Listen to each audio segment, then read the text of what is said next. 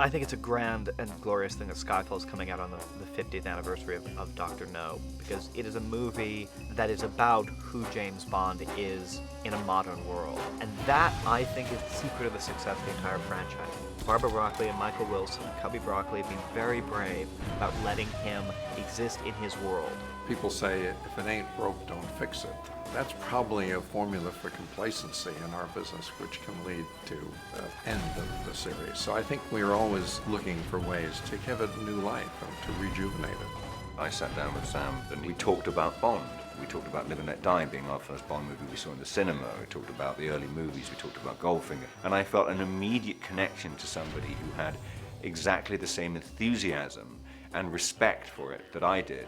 This began before I was born, you know, so people have a life's experience and relationship with the character, with the franchise. Everybody you ask has different memories and favourites about the Bond films.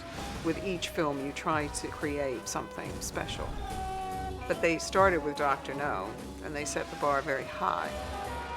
There was a mixture of sex and violence, which I think at the time hit a nerve in audiences, i.e. that they liked it.